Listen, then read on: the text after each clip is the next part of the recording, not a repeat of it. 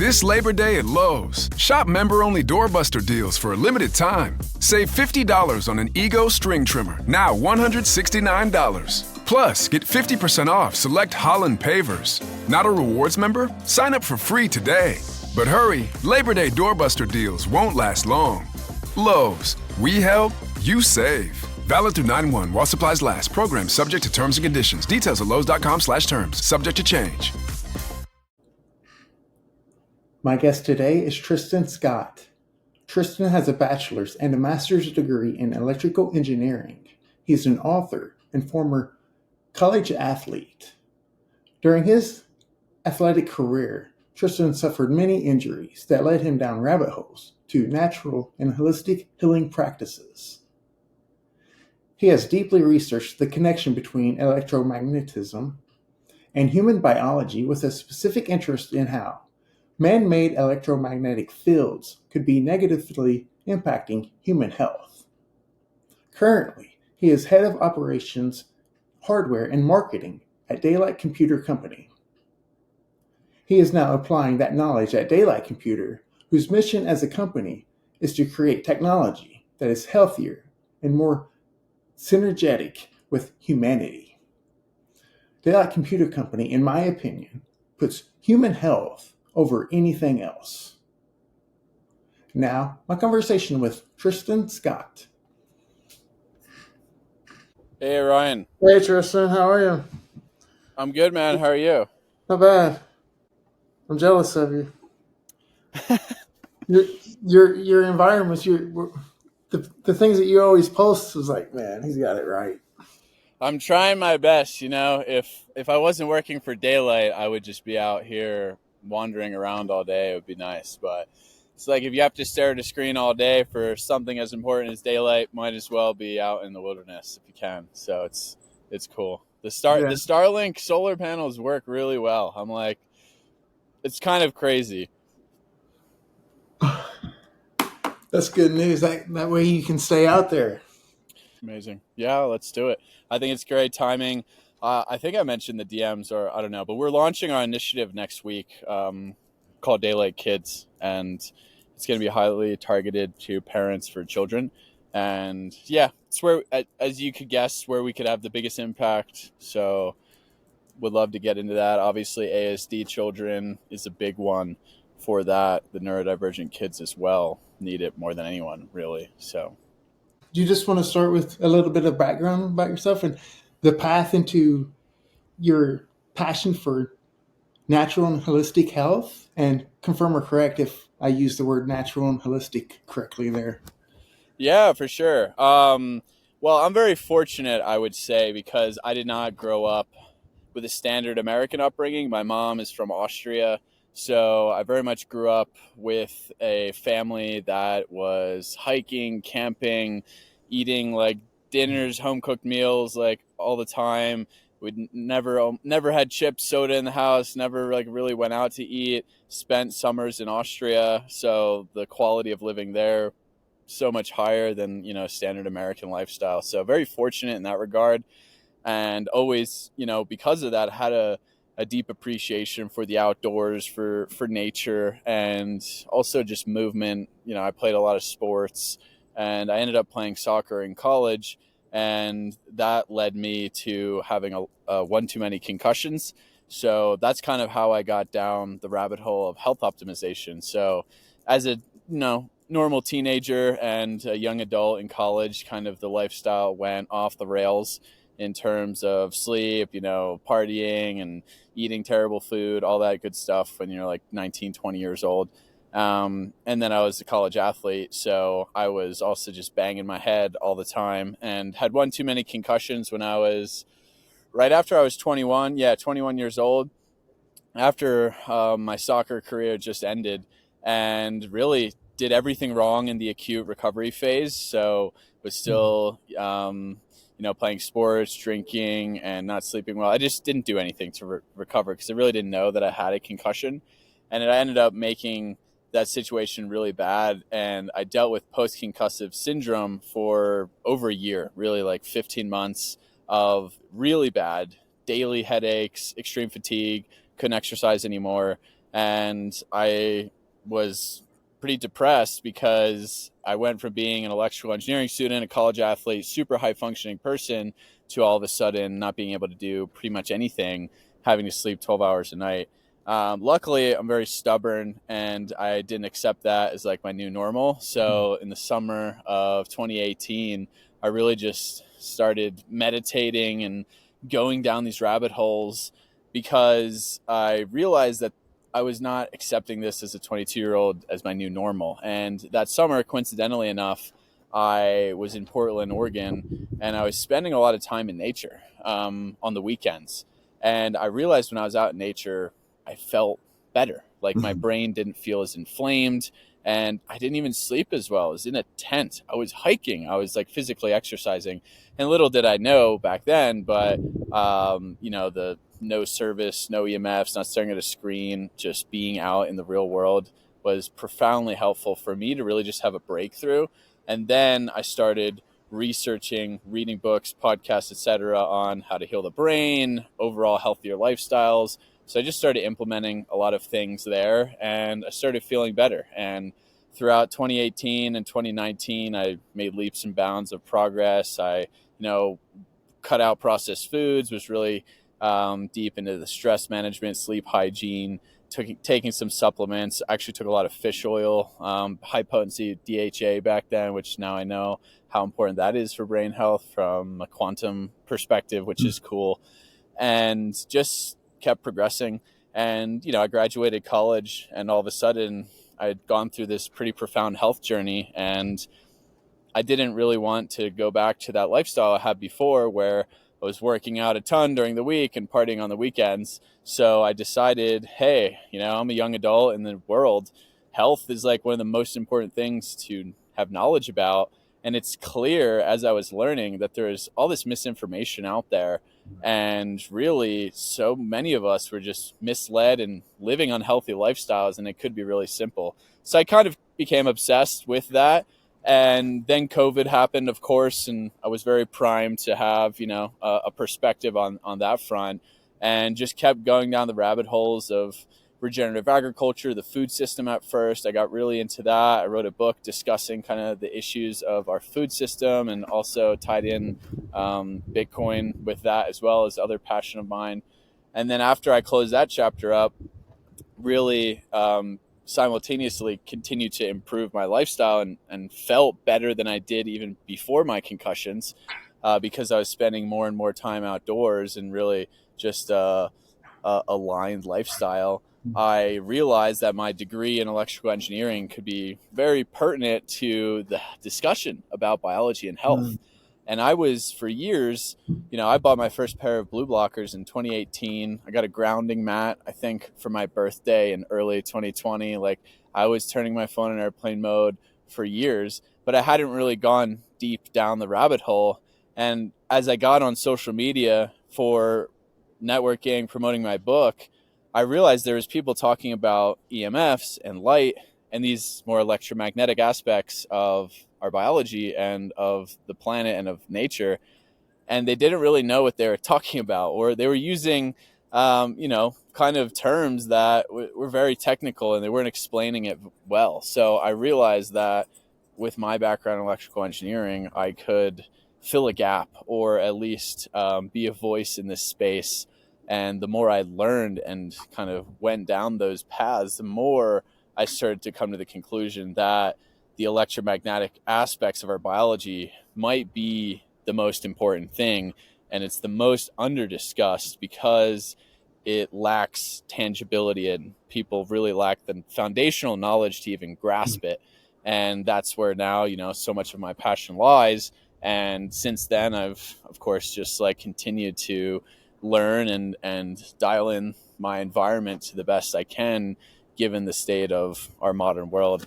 And then, of course, that led me to a podcast that I hosted, and then to Daylight, which is really a dream job to help bring that to the world. So that's kind of the background story. And it's fun because I went to school for electrical engineering, and I was not very passionate about it and during schooling. And it's also one of the most challenging majors that you could do. And I got a bachelor's and master's degree and was, a student athlete in the library 40 hours a week. I hated my life. It was a grind. And it wasn't until recently that I really had an appreciation for that knowledge. And really I ended up relearning a lot of the fundamentals, but I always had this fascination with it, and I didn't know why or where that would apply. And only, in the past couple of years has it became super clear in terms of the purpose of that. So it's a pretty great full circle moment for kind of what I left my adolescence to focus on. It's hard to even dream about the path and the discovery that this led you to. Like, you would have never dreamed of that. That's an amazing story. So how did you get involved with daylight?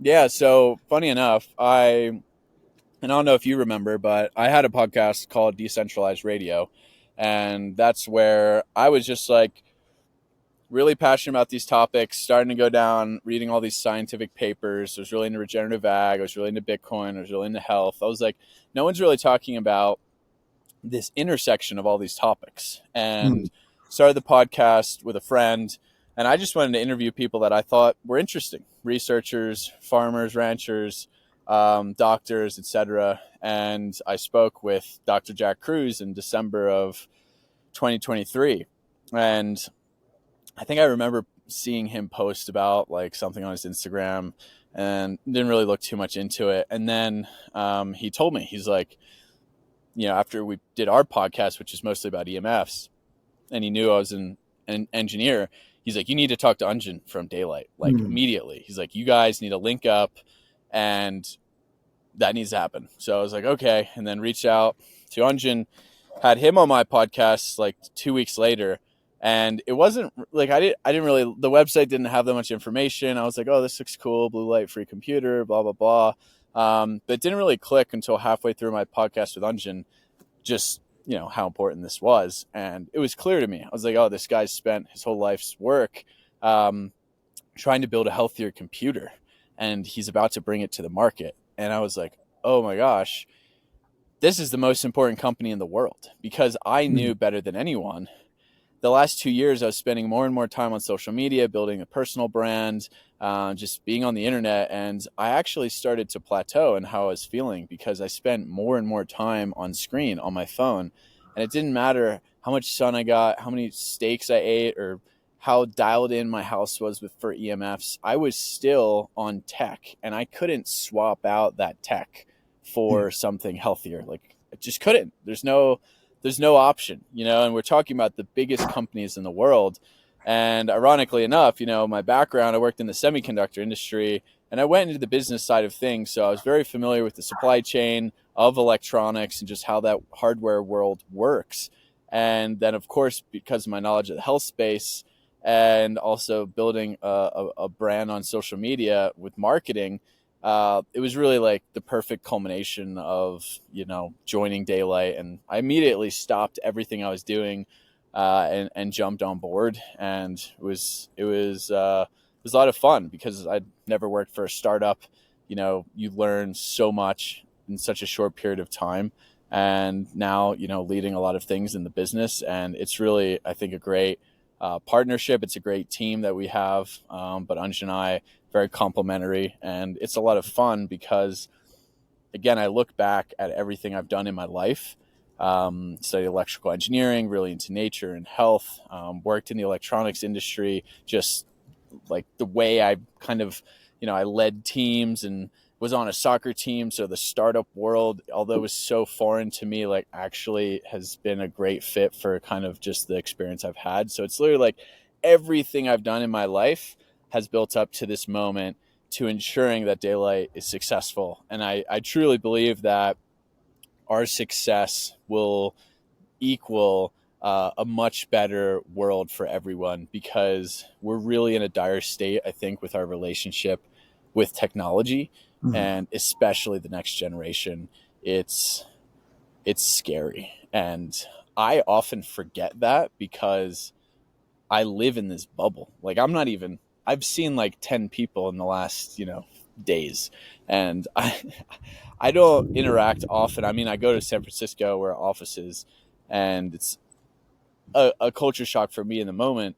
But like, I'm not in schools. I don't have kids yet. And I think that we really have a window to change this course that we're on with technology. Else it may just get to a point where there's no turning back of how it's affecting us both mentally and physically from a health perspective. Yeah, and I think we're very close. We're very close to that no return. It's almost like daylight's the only hope right now. I've had John Coates from RF Safe on, and the EMFs are underrated. Um, it's so fascinating too that you didn't allow yourself to settle. You were always pivoting and reaching for something higher. It's like your daemon. You called it daemon. So that allowed you, I think that's the path that allowed you this opportunity. Can you go over some of the benefits of the DC-1, especially in comparison to other big tech options? Absolutely. So, and I don't know how many people watch video, but I can pull one out here. It's a little dirty. But, you know, I think starting with why technology is not great for us is the easy point to begin. And for me, there's both physical, like direct reasons, and then there's indirect. And I'm going to start with one of the major indirect ones, is that it keeps us indoors. Most people, unlike me, are not working outside. And there's a reason for that, is because the corporate office culture, I mean, physical workplaces, but also because technology is not really designed to be used outside. The batteries die very quickly. It overheats very easily. You can't see it in the sun. It competes with nature. It doesn't work with it. So our transformation from an outdoor to an indoor species, in my opinion, is one of the main drivers of chronic disease. And it is because we evolved to live in the natural world, and I like to call it the real world. And the technology and the companies behind it, they have created an artificial reality. And I'm not even talking about the metaverse. I'm talking about just anything through the digital medium that we consume. It is an artificial reality. It's not physical. It's purely digital. As much as I love connecting through FaceTime or visual video chat here, like I'm seeing a pixelated version of you that happens to represent you. It's not really exactly physically you. And that's something that is very foreign. And then it's removing us from these input signals that we were designed to take in and drive our biology. So the full spectrum of sun, the Earth's natural geomagnetic field, the grounding you get from touching the earth, of course, the greater ecosystem of colors and scents, and there's so many rabbit holes to go down there of why nature is really beneficial. And it's not even beneficial. This is like baseline. It's only beneficial because it's lifting us up from where we're at now. But in reality, this is just like what it should be. It's normal. It's only been touted as a benefit or healing because we're so sick. And we're so sick because our indoor environments, they lack these inputs. The light is distorted, and now it's been completely alienated away from full spectrum sun. The air is stagnant. There's no negative ions that are very important. We're insulated. And then we have this high concentration of non-native electromagnetic inputs, from the Wi-Fi to the power frequencies to the blue light coming from the screen. And that gets into the direct kind of negative benefits of technology, right? That's the environment we're in. And that's not even to begin the device itself, where the devices themselves, yes, they are emitting radio frequencies. They have also DC magnetic fields. Charging them emits more dirty electric fields, giving us an unnatural AC body voltage. And all these things, hundreds, thousands of studies showing potential and harmful biological effects. And then there's really the big one, which is the light. The light from the screens themselves are very, very different from light outside, and it's completely lacking in full spectrum colors and wavelengths, and it's very isolated in narrow bands of light, specifically in blue light, and specifically lacking in like red and infrared. And for those that don't know, infrared is the majority of sunlight. It's like 50 to 55% from an energetic perspective. From a photons per second perspective, upwards of 70% of sunlight is infrared. And the infrared light is long wavelengths, lower energy, and it really balances out the higher energy visible and ultraviolet wavelengths. So it's, as in nature, all things are more balanced, and they're offset, and they all have specific biological functions. So when you distort that, you're really distorting the input signals that we need. So the devices, then, blue light in isolation has been shown to harm mitochondrial function, especially in our eyes and the retina. And then we look at them at nighttime, and that disrupts our circadian rhythm. Blue light is the master signaler for our circadian clocks. So then all of a sudden, one, if not the most important aspect of health is sleep, because that's when we restore and repair the day's cellular damage, is now completely being hijacked in terms of the quality of it, because we are disrupting our circadian rhythms, suppressing the melatonin by staring at these devices and their screens. And we also have these non-native EMFs ongoing, typically all night as well.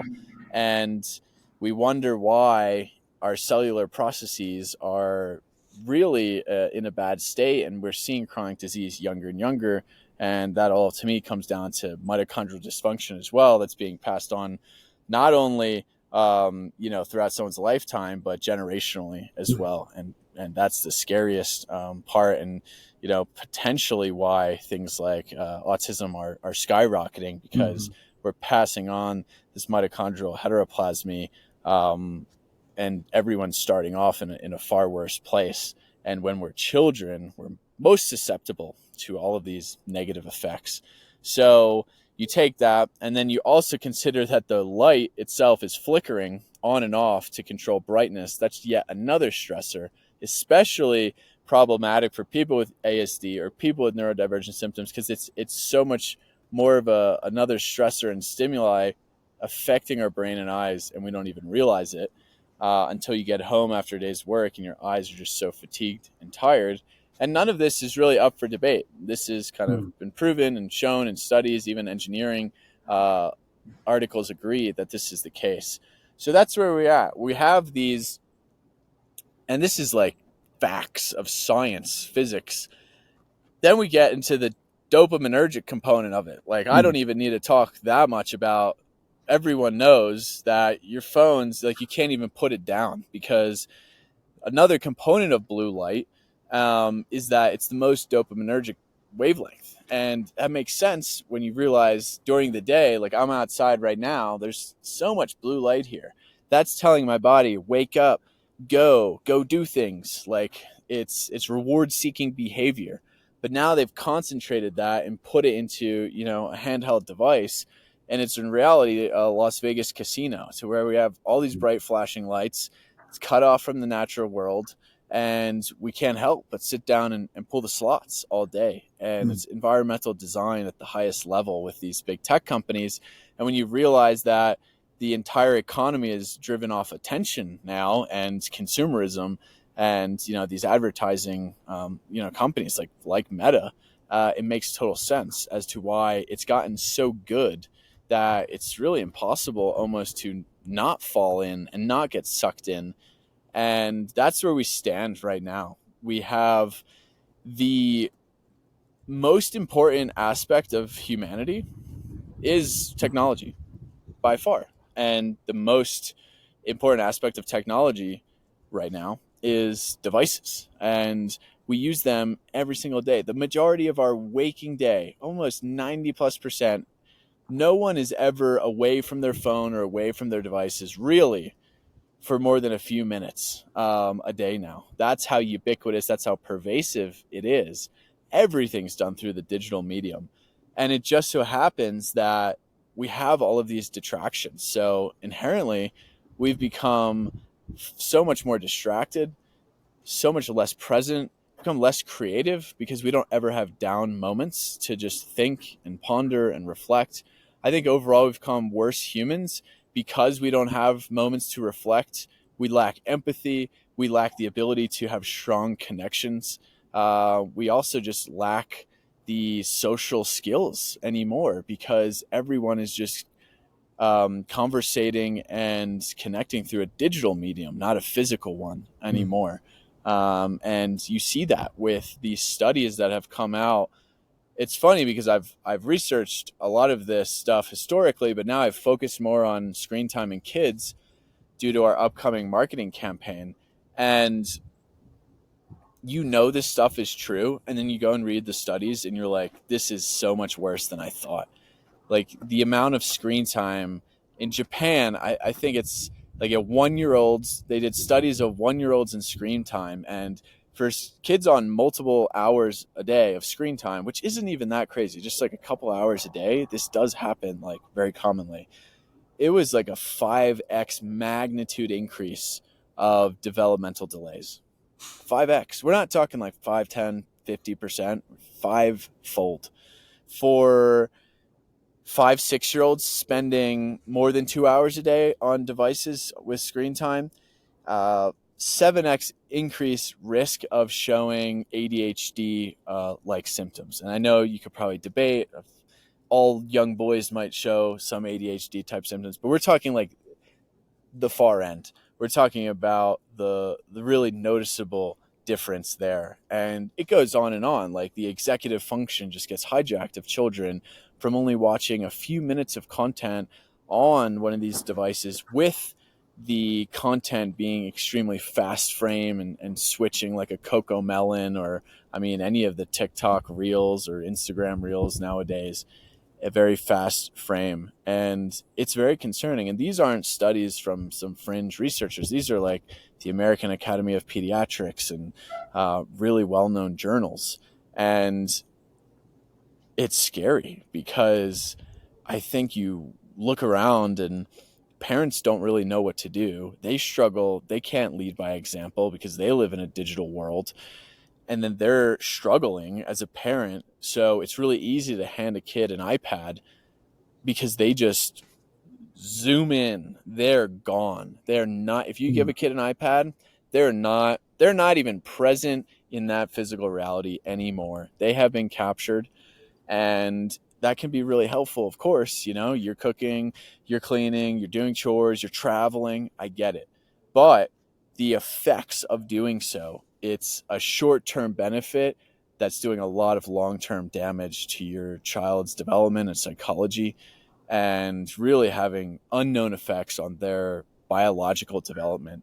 So that's really the state of affairs. I know I kind of went on a tangent, and really all at Daylight that we've tried to do is remove those detractions. So we have a monochrome display that you could explain as a Kindle on steroids. But in reality, and it's a Kindle on steroids because it's fast enough to now be used for anything.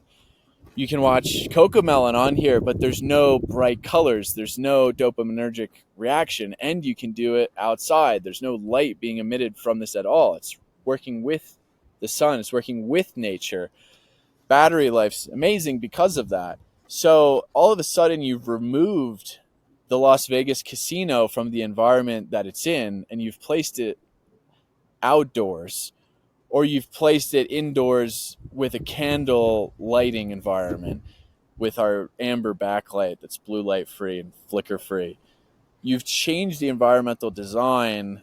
So now your Twitter feed looks like a digital newspaper, and it's a lot less compelling. It's a lot less dopaminergic. It's a lot less stimulating.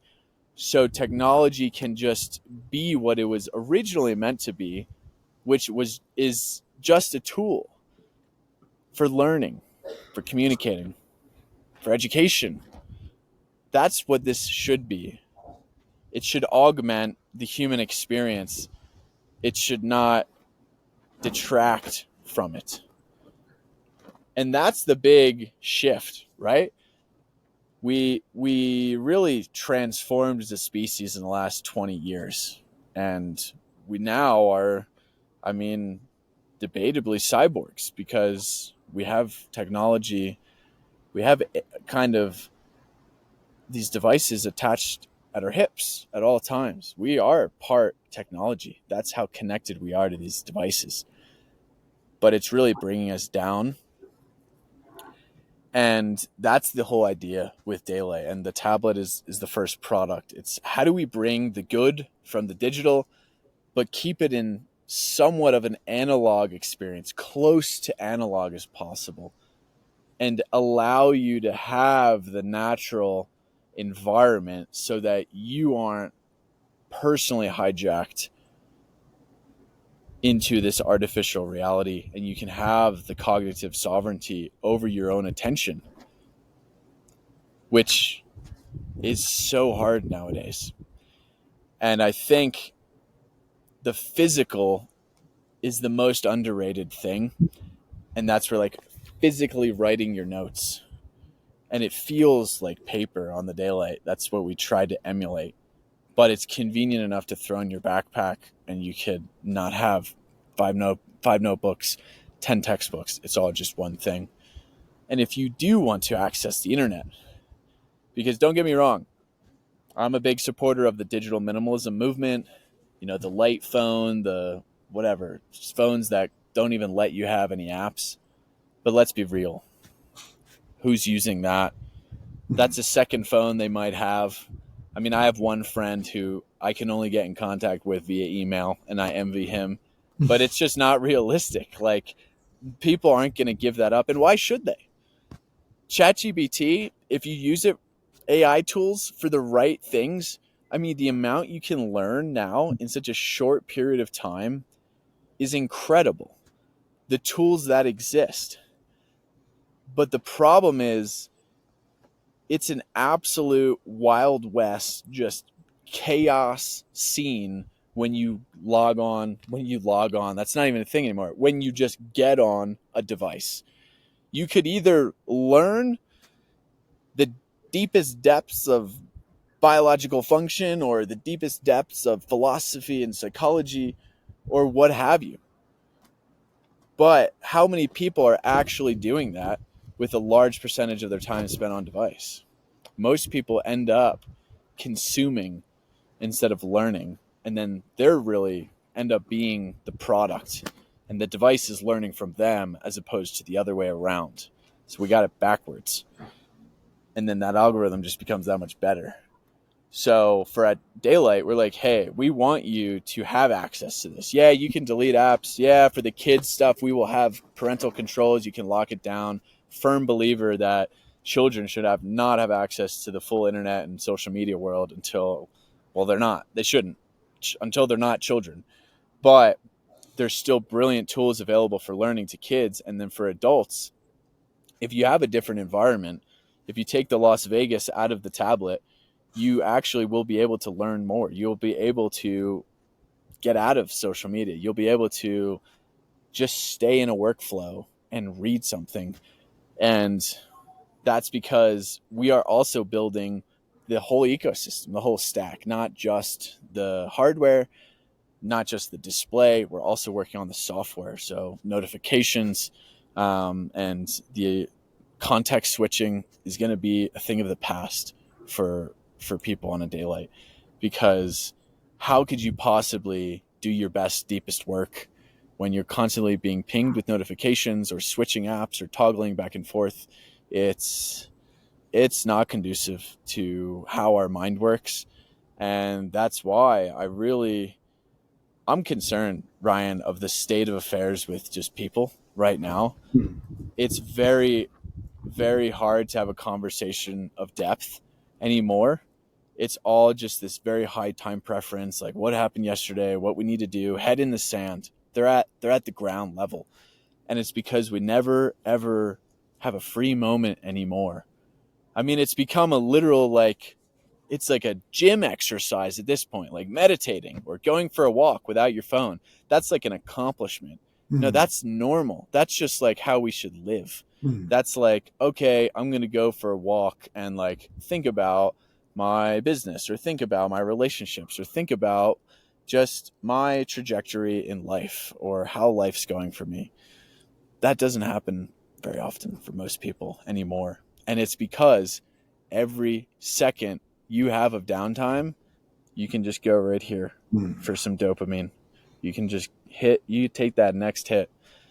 And I often do that. It's really hard not to, especially when you're busy and doing a lot of things. It makes you feel relevant and connected. And I find in general, when you don't have a ton of in-person physical connections, Yeah. that is even a greater pull Mm. because it's supplementing what's missing from your real life. And the problem is when everyone's doing that, it's going to be really hard to just have physical connection in the first place. So it's almost a self-fulfilling prophecy at that point. So our mission at Daylight, to wrap up a very long rant, is to create synergism between humanity, nature, and technology. We don't think it has to be this doom and gloom Wall-E future, but we sure think we're heading that way if we don't make a deliberate kind of Mm. stick in the sand charge against it. So I think it's been really exciting so far to see the adoption, and we're really excited to focus more on kids, talking to parents.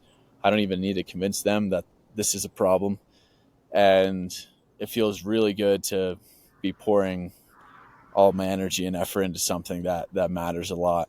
Because as you can see, I'd much rather be in the mountains every day, just like frolicking around, but we got a mission here to really get this out there and inspire change in the community, and it's going to take a whole lot of us to do that. And that's why I always appreciate people hosting a podcast, have their own community about pushing this out there. Wow. So a couple of recaps. I'm just amazing. It's a huge testament, and we can see this whenever like a child is upset or misbehaving. They're erratic. You give them a device, and instantly they're like calmed down and like glued to it. That's how powerful this is, because they're going from one state to the other and just like instantly. And I'm glad you noticed or mentioned the casino, because I think people can understand this. It's not just the content that we need to be aware of. It's they utilize these intermittent reward schedules is what it is. It's rewards without effort. And that gets us. And most people could probably understand that. But it's the light part that I think people miss, because that's complicated for most. Unless you allow yourself to get in here and stay in this like quantum physics, quantum biology range. And another thing that I really want to highlight is, because I suffer from this hugely, is data on autistic sensory processing is the early, let's say for the eyes, the event-related potentials is how they kind of measure this, EEGs, MEGs, or fMRI. It's really heightened. They call it heightened with autistics, meaning it's just hitting these early regions much harder than typicals. So like the retina, lateral genecula in the thalamus, and the superior colliculus, these things are just lit up like at visual stimuli versus typicals. And I battle with the eye strain. And like right now, today, doing this, I'm like, my eyes hurt, and I don't like it. But you're right. There's no other alternative. But I've used the DC-1, and I don't suffer from that. So I know that it's like legit. So that's I can't help but just highlight that, because it's such a pleasure, and it's like rewarding. What are you looking at? A MacBook or? Yeah. Yeah. I just, being me, suffering from concussions as well. Like in the past, my iPhone was tormenting me actually. Yeah, I can feel it. My eyes are. And I I've heard. recently switched to an iPhone 11 because that doesn't have as bad of flicker, and it's like once you cut this stuff out, you notice it even more Yeah, as well. yeah. And I think that's another thing just to touch upon quickly that I've really been thinking a lot about is we have become so numb as a species. And everyone always is like, yeah, no, you get your health back and all this, you're more resilient. It's like, yeah, you're more resilient. But in reality, what you're restoring is sensitivity. And sometimes that feels like you're maybe more susceptible to things or less resilient. But in reality, when you're more sensitive as a human, and I'm not talking just emotionally, I'm talking like physically, spiritually, emotionally, the whole gamut, right? And that's what it means to be human, is to be sensitive and able to perceive these signals and these stimuli in your environment.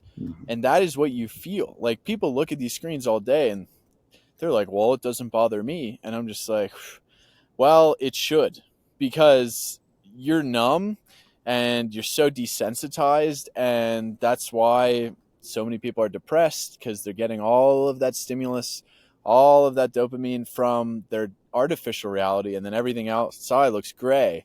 And then they have no intuition.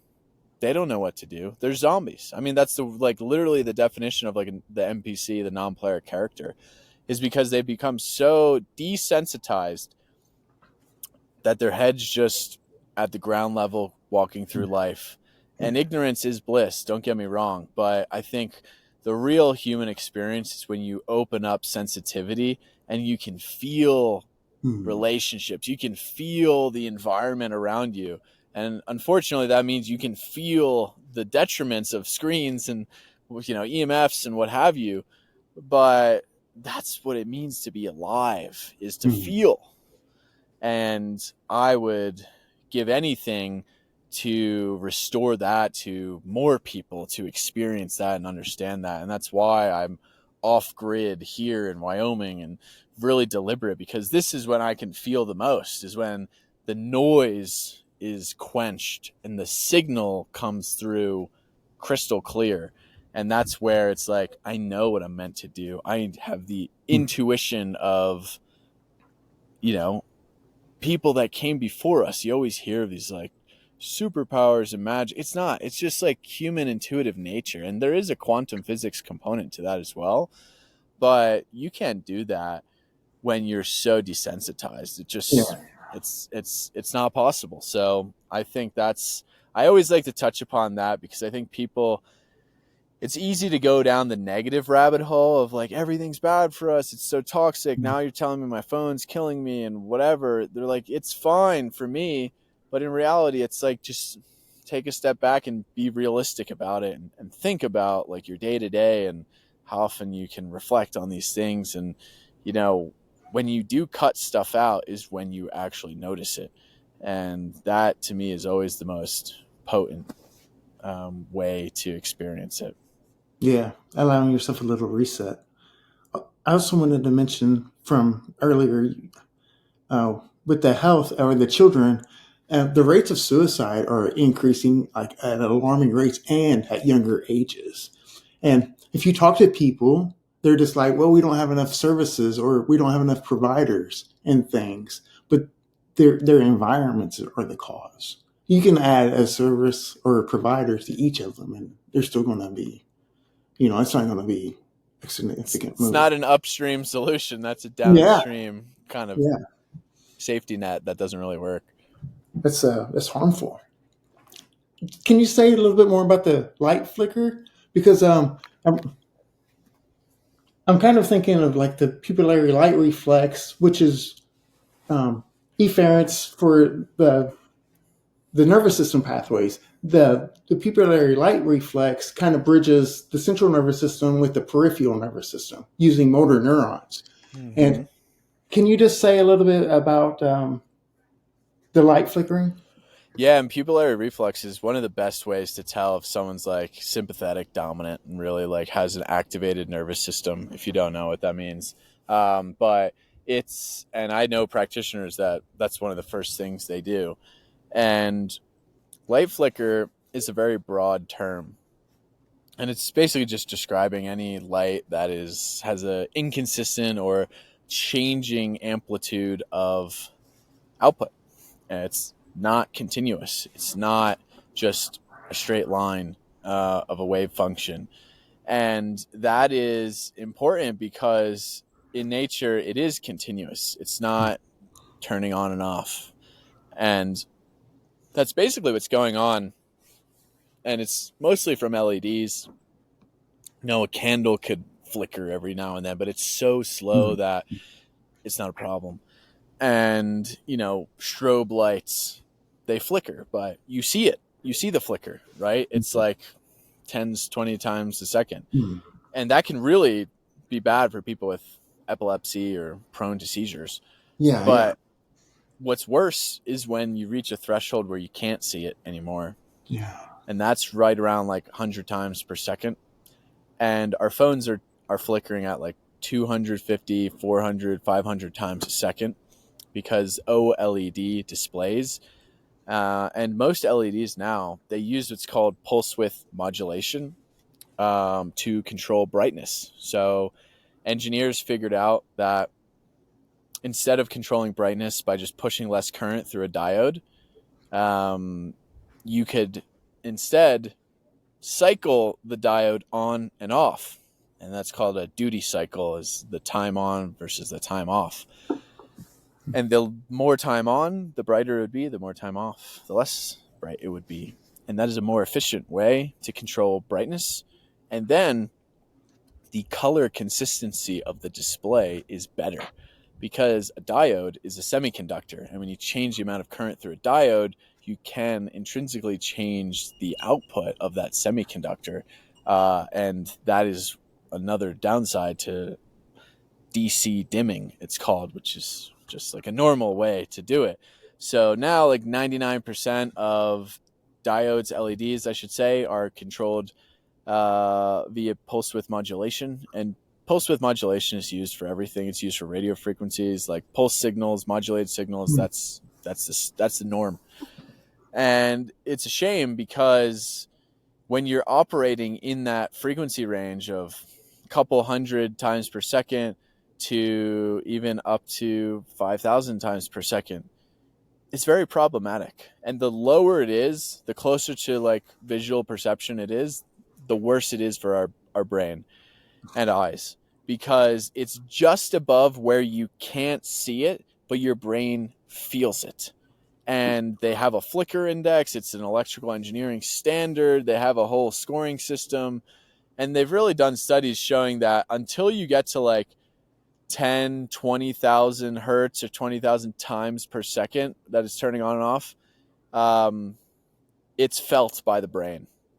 So they could use PWM and just make it really high switching frequency, but then that kind of defeats some of the engineering benefits that you get. And MacBooks are better than iPhones because of the display technology. But it's really unnecessary, and they could just use direct current dimming. So in the daylight, that's what we did. Changed one circuit. Sounds very simple, and it is. But when you're a small startup, it is a big challenge to do that. And it's just really dumb, right? Because it's like we engineer technology without any biological thought in mind. And the flicker stuff is really frustrating because it's quite literally unnecessary, and no one's really gaining any benefit from it. Like, yes, you get a slightly better color consistency, and maybe your battery life is 5% more efficient. Like, that's it. Wow. Okay. On the other side of that trade is debilitating headaches for people who are sensitive, eye strain, eye fatigue, aggravating symptoms in ASD people, anxiety. Wow, that seems like a terrible trade-off. Why are we doing that? It's because nobody knows. Nobody even knows this is a thing. And we put out some content for daylight, and so many people are like, oh, I had no idea. Like, this is why this is giving me a headache. And, it's why I switched to an iPhone 11. I look at my old iPhone, or someone gives me their phone. I have about 20 seconds before I get a headache. And I'm not kidding. And you can sound like an insane person when you say that.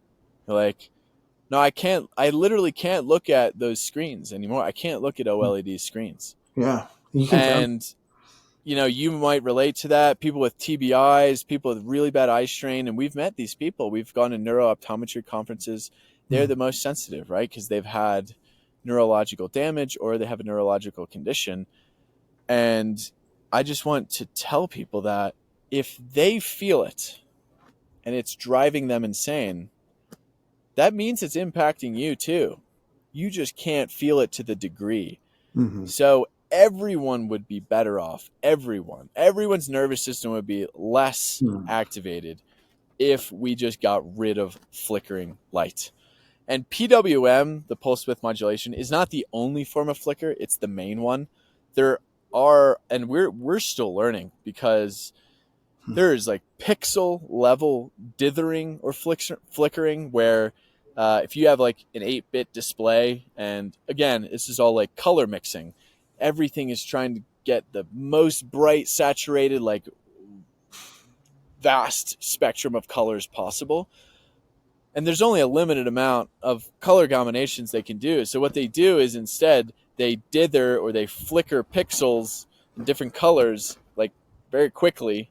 And you can look up pixel dithering or temporal dithering.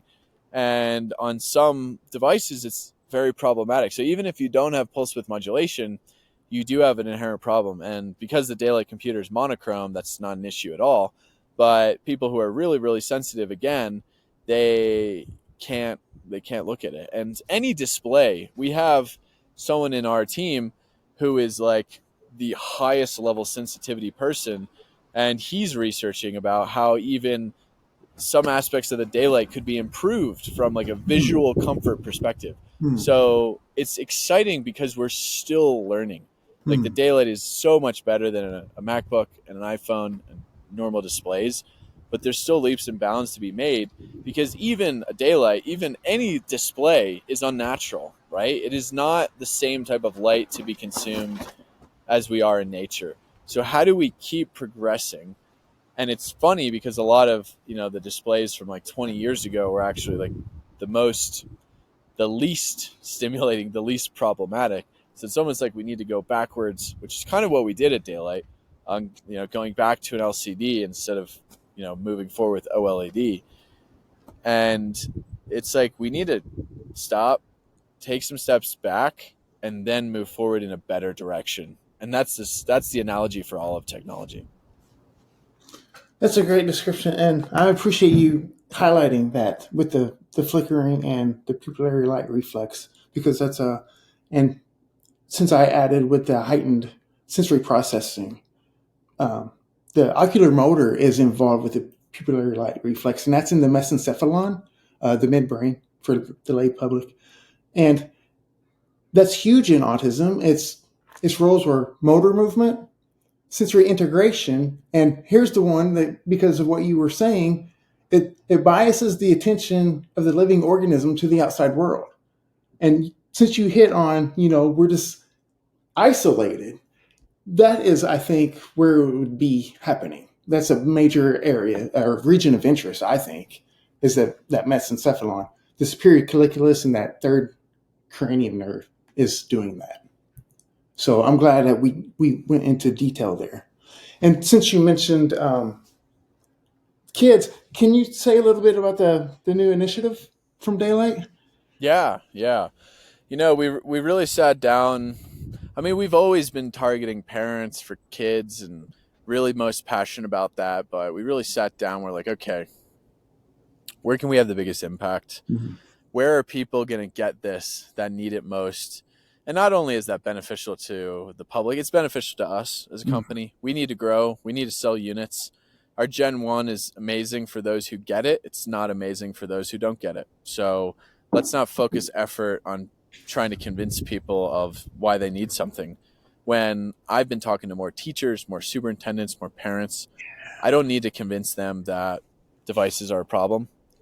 Yeah. They don't know what to do. They're looking for answers. They are so concerned. And you see it, they're banning smartphones in schools. iPad kids is a meme. They're guilt in parenting now. It's a conundrum. And special education specifically is, it's hard. It's really hard.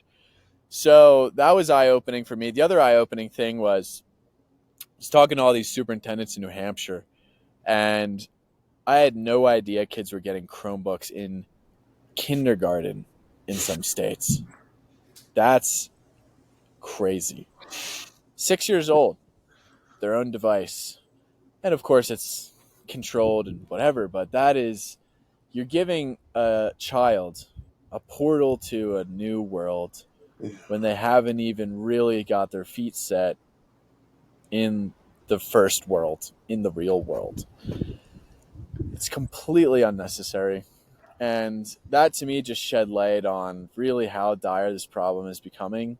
But also, in the same breath, all the superintendents were like, we don't even want this. We want to figure something else out. This happened during COVID and we don't really know what to do. And yeah, they're like, what you guys are doing is awesome. We want to figure out how to get it into schools. There's barriers to entry for public school, as you can imagine. So going direct to parents first is easier. Homeschooling has become a massive trend as well. So we are definitely want to get in front of that audience because that's, I think, a key target customer. But you think about kids, right? You can nerd out on it and be like really in the science. And I have done that, and it's crazy. Children let 50% more blue light through their retinas because they're underdeveloped. They hold the devices 3 times closer to their body. So now you're getting 50% more blue light, threefold. So, wow, all of a sudden, that's 6x, right? The impact of blue light. Then their brains are not fully developed. So they don't have the frontal lobes, the ability to actually pull themselves out of reality because they're still mapping reality. This is learning. This is curiosity. This is developing neural circuitry. And you've now given them something to develop in that is completely artificial and foreign. And you wonder why that leads to all these developmental delays. And you can get into the EMF piece, same thing, right? We're talking like 10, maybe 50, 100 times. It depends on the age. For an infant, for a child under 2 years old, it could be 50 to 100 times more sensitive to these inputs. For a toddler, dozens, like 10, 20 times. For a young child, maybe 5, 10 times. And then it goes slowly down, but it's still like fully developed brains, 25, fully myelinated, which is protecting them from these electromagnetic inputs. And fully developed retinas is also like adulthood. It's not like 15. So they're getting more light of the wrong kind. And why do you think that is? Why do you think it lets in more blue light? Because they need to build that neural circuitry. They need those dopaminergic responses, but they're supposed to get that from this environment, from outdoors, from falling on a hill, from riding a bike, from seeing something go by and being curious about it. That is the dopamine. That is the extra blue light, why they're getting it.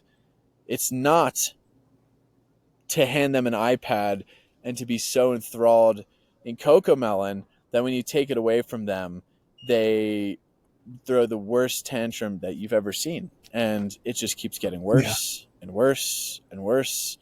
And all of a sudden, you don't really have a family anymore.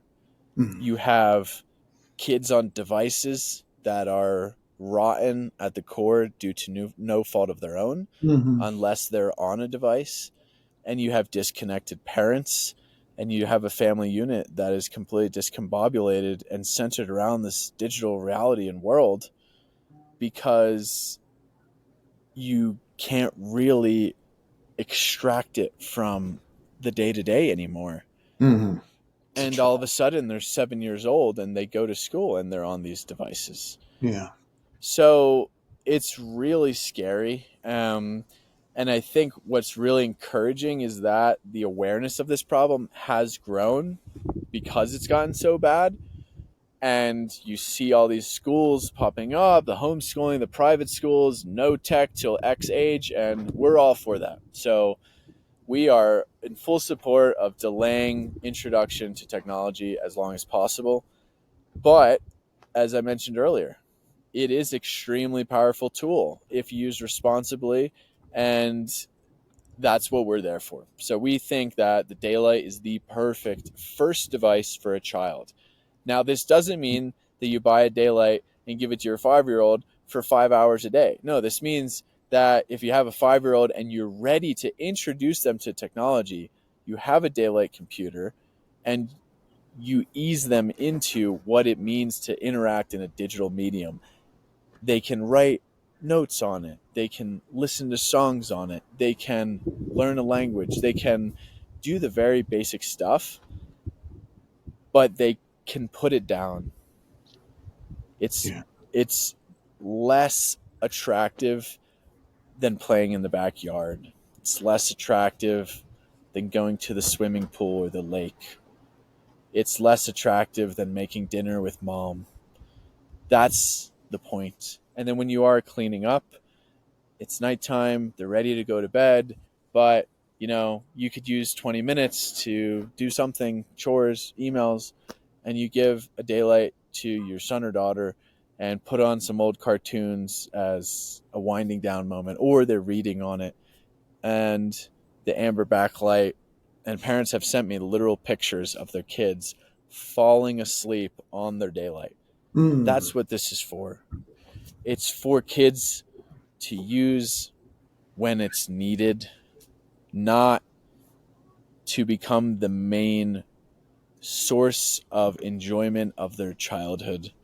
Because if the main source of enjoyment of their childhood is a device, that means we're in a really bad state for parenting for the next generation, because that means everything else is less exciting than their iPad.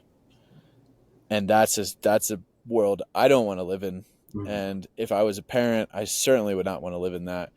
But I know it can be a real challenge, and I know parents are working really hard, but that's also the benefit of daylight. It's like, for when it's needed, there's something that's there.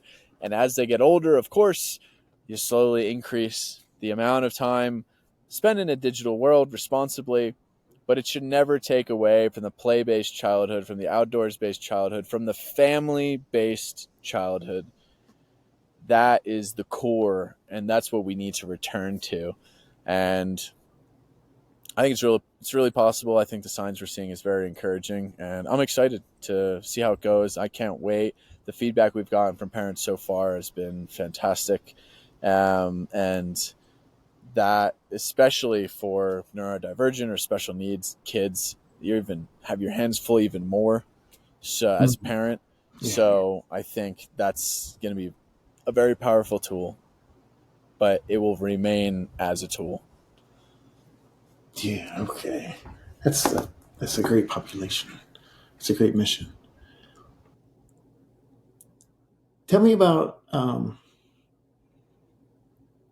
the surprise mention from Danny Jones on Joe Rogan and what that's meant to daylight. I think it's cool. It's just, we paid $0 for that, right? Like, it's just organic plug. And that's what we love, right? Like, Danny's a great guy. He's a father. He gets it. And that's what it's going to take. We don't have a budget like Apple. We don't have a budget like Athletic Greens or whoever's sponsoring these big ass podcasts. This is going to be an organic grassroots movement. And that's what we enjoy. And we want to get out and talk to people. That's why I love doing these podcasts, because you hear it, that's what we're all about. We're not doing this to make money. Obviously, if it's successful, we inherently would make money, and a lot of people will make money, but we're doing this because it's needed, and we are working our ass off. We have a very small team for a consumer hardware company. And when we get those moments like that, being shouted out on a big podcast, obviously it helps sales, but it kind of just like, wow, we're already there. We're already close. And I think there's just like, activation energy that's required, and then something will end up running on its own legs if it's good enough. And if the product market fit is there, and it's really at its core essence a positive contribution to society. And I think we're very close to that. And I think our Daylight Kids initiative which should be launched probably by the time this comes out, is gonna take us there, because that's gonna be where we can have the highest impact, and it's gonna be a lot of fun because no one's come out and there's these cheap tablets that have like all these parental controls and they're safe and whatever, but no one's really come out and made like a healthier device, like at the core, across all like areas of tech. And the most exciting part is what we can do once we're successful enough. You talk to John about RF. I've talked to him. I want to reinvent wireless technology. I think it's possible.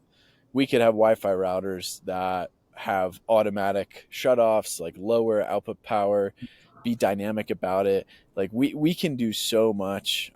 We have custom LEDs. We're very close with LED suppliers. We could do really great indoor lighting, complementary to the daylight. Like we can do a whole lot of stuff that really changes it to an environmental design company in a positive way.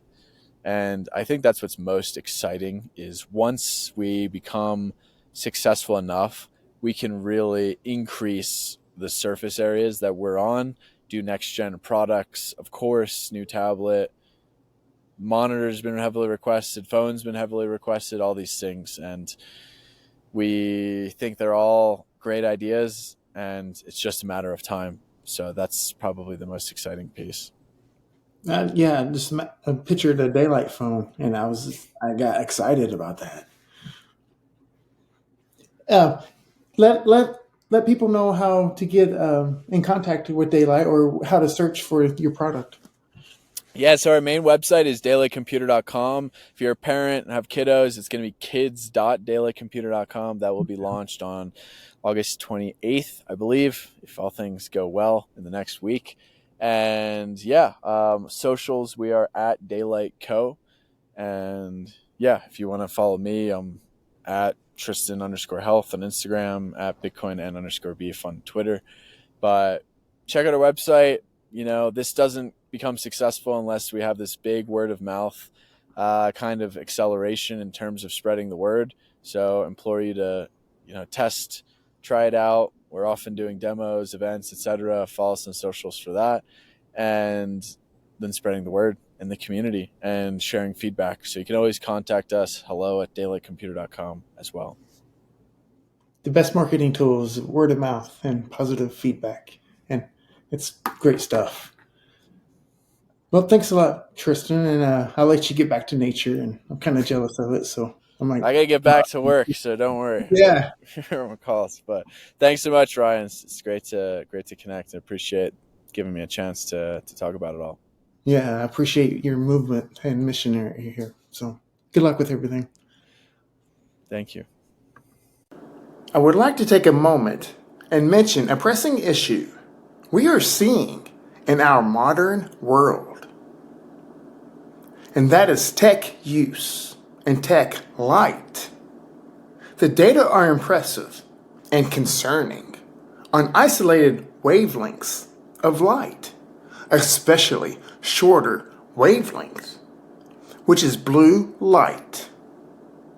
For those that don't know, we have chromophores, which are special proteins that absorbs specific wavelengths of light. For blue light, the light that is LED light and tech light, that protein is called melanopsin. Melanopsin is responsible for our circadian biology, physiology and cell functioning, hormone regulation, and even a connection to an area huge for mood. A consideration we should include is this protein was not even discovered until 1998. It seems important for us to understand how our biology uses the different wavelengths of light for various aspects of our biology. This blue light chromophore is our master controller, our master clock. Remember, circadian rhythm is a two-part process, two independent parts, light and dark. For a quick reference, see the 2017 Nobel Prize in Physiology and Medicine. But for now, I have something exciting. I want to introduce a product unlike any other product available. A highlight is the product from Daylight Computer Company created their product based on these factors. The Daylight computer is completely blue light free. It has no flicker. Short wavelength flicker is extremely harmful for our eyes and downstream biology. Light flicker is constantly turning our central nervous system on and off. Essentially, it is like going to a light switch and repeatedly turning it on and off. The problem is, blue light and LED light does this, and it is so rapid you cannot even perceive this in real time. The Daylight computer is the lowest stimulation and foremost for sensory sensitive users. It is no question that the alternative product, especially when used at night, do not address or consider this in their product. It is so toxic to human biology. Big tech corporations have patents on how their short wavelength implicate the human nervous system. And a bonus, despite Daylight computer not having backlight, it is very functional for outdoor use. And of course, increased sunlight is always preferred. I am happy to offer a discount for the Daylight computer. You can use the code AUTISM for a $25 off coupon. Again, use the code AUTISM and the discount code for $25 off. See the link in the show notes to Daylight Computer Company, or just give it a quick search in your internet browser. Use the code AUTISM for $25 off. I would like to mention Chroma, lights designed for humans.